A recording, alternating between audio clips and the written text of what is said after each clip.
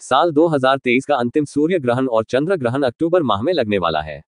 इस साल आश्विन अमावस्या पर दूसरा सूर्य ग्रहण और आश्विन पूर्णिमा को साल का दूसरा चंद्र ग्रहण लगेगा।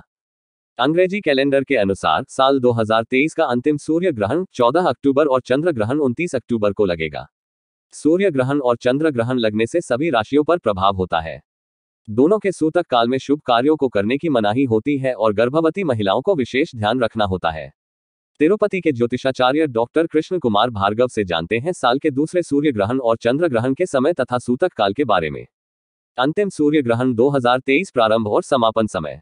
साल 2023 का अंतिम सूर्य ग्रहण 14 अक्टूबर को रात 8:34 पर प्रारंभ होगा और इस ग्रहण का समापन 15 अक्टूबर को तड़के 02:25 पर होगा। यह सूर्य ग्रहण चित्रा नक्षत्र और कन्या राशि में लगेगा। अंतिम सूर्य ग्रहण 2023 सूतक काल 14 अक्टूबर को लगने वाला सूर्य ग्रहण भारत में दृश्य नहीं होगा। इस वजह से इसका सूतक काल मान्य नहीं है।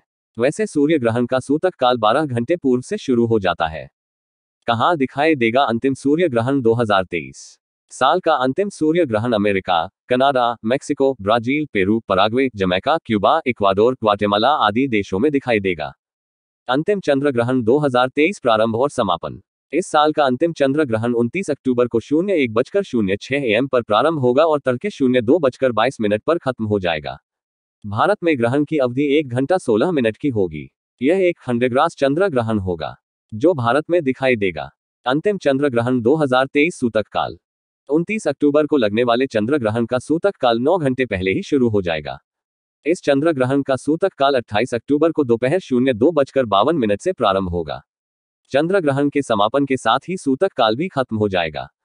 साल का दूसरा व आखिरी चंद्र ग्रहण भारत में दिखाई देगा और उसका सूतक काल भी मान्य होगा। चंद्र ग्रहण का सूतक काल 9 घंटे पहले से ही प्रारंभ हो जाता है, इसलिए चंद्र ग्रहण का सूतक काल 28 अक्टूबर की दोपहर 2:52 से प्रारंभ होगा।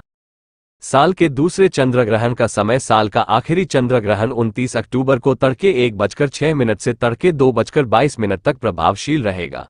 भारत में ग्रहण की अवधि 1 घंटा 16 मिनट की होगी। यह एक खंडग्रास चंद्र ग्रहण होगा।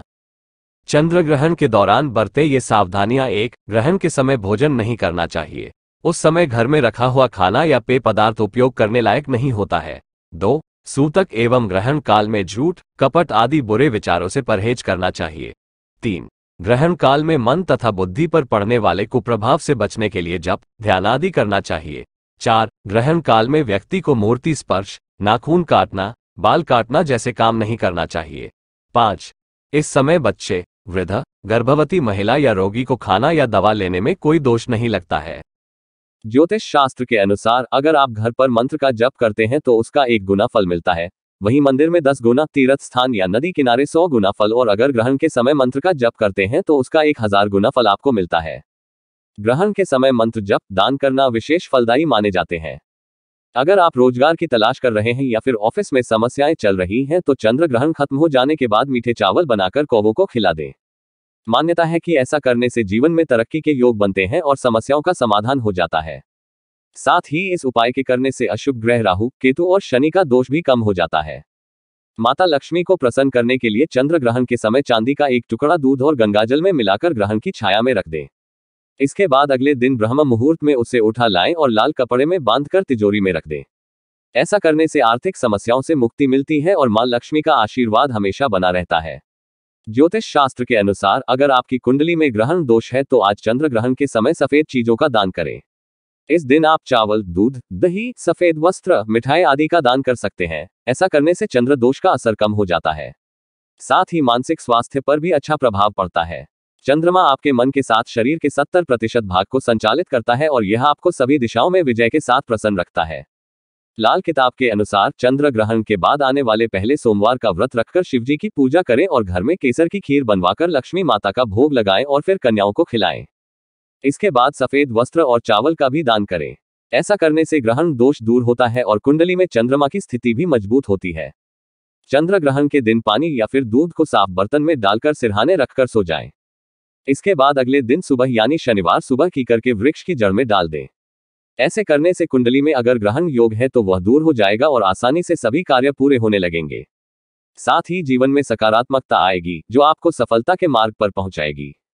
अगर आप दाढ़ी या चोटी रखते हैं तो चंद्र ग्रहण से एक दिन पहले ही उसको हटा दें, यानी कि ग्रहण के समय ये नहीं होनी चाहिए। साथ ही ग्रहण से पहले चांदी के लोटे में गंगाजल, चावल, शक्कर और दूध मिलाकर चंद्रमा को अर्घ्य दें और ग्रहण के समय मानसिक तौर पर जप तप व दान करें। लाल किताब के अनुसार चंद्र ग्रहण के दिन पानीदार नारियल लें और उसे अपने सिर पर से 21 बार वार लें, फिर उसे बहते हुए पानी में प्रवाहित कर दें।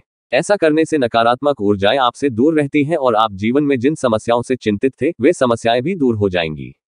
साथ ही कुंडली में चंद्रमा की स्थिति मजबूत होती है, जिससे मन शांत रहता है और कार्य भी पूरे होते हैं। ग्रहण के अशुभ प्रभाव को दूर करने के लिए चंद्र ग्रहण के समय और बाद में चंद्रमा से संबंधित चीजें जैसे चावल, सफेद कपड़े, सफेद फूल, चीनी, बैल, मोती, शंख, दही, शक्कर आदि चीजों का दान करना चाहिए। ऐसा करने से कुंडली में चंद्र की स्थिति मजबूत होती है और धन धान्य में वृद्धि होती है।